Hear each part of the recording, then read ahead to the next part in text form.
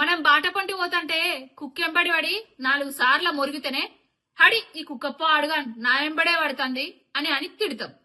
2 ఏళ్ల నుంచెల్లి ఎన్నిసార్లు మురిగినా, ఎన్ని తిట్లు తిట్టినా, ఎన్ని శాపనార్థాలు పెట్టినా కూడా బాపు కేసీఆర్ గారు 70 నిమిషాల ప్రెస్ మీట్ లా పాలమూరు రంగారెడ్డికి నీళ్ల కోసను ప్రజలకు వివరించిండే తప్ప దాంట్లో ఒక్కసారి కూడా మన గుంపు మేస్త్రి పేరు తీయలేదు.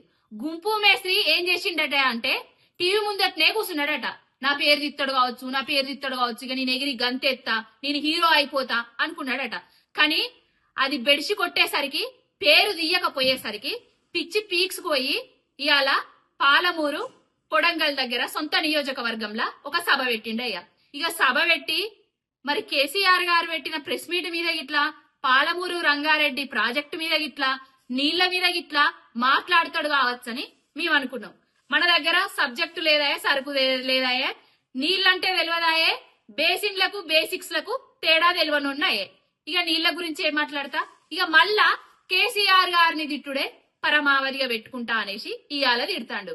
గుంపు మేస్త్రి బాపు కేసీఆర్ గారి కాలి కంటిన దుమ్ము దూలికున్న విలువ కూడా నీకు లేదు. ప్రజలందరికీ అర్థమైపోయింది. సర్పంచ్ల సభ పెట్టి సర్పంచ్లకు ఏం నేర్పిస్తానవయ్యా? షీరిషింతగడతాం గవేనా, గుడ్లు వీక్తాం, గోళీలు గవ్వే మాటలు మార్చుకో.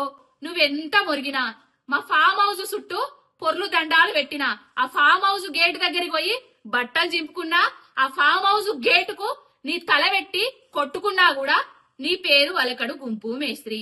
ఇంకొకటి బిడ్డ గుర్తు పెట్టుకో, నువ్వు దోమ లెక్క వచ్చినావు అనుకో, దోమను నలిపినట్టు నలుపుతాం. నువ్వు కుక్కలాగా మొరిగినావనుకో రాళ్ళేసి దంచుతాం బిడ్డ. పిచ్చుకుకాకు కాకు, ఫ్రస్ట్రేషన్ పోకు. జరంతా నీకు అధికారం ఇచ్చిర్రు, పాలించు ప్రజలను. ప్రాజెక్టులు పూర్తి చేసి నీళ్లు తీసుకురా. గవీటి గురించి మాట్లాడు గాని గవ్వే శాపనార్థాలు పెడతాను. పిల్లి శాపనార్థాలకు ఉట్లు తెగి పడేయి.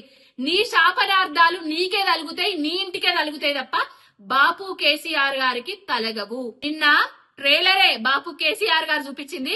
అభి పిక్చర్ బాకీ ఉన్నది, సుత్తు జరంతా ఆగరాదు. ఎందుకు ఆగుతలే?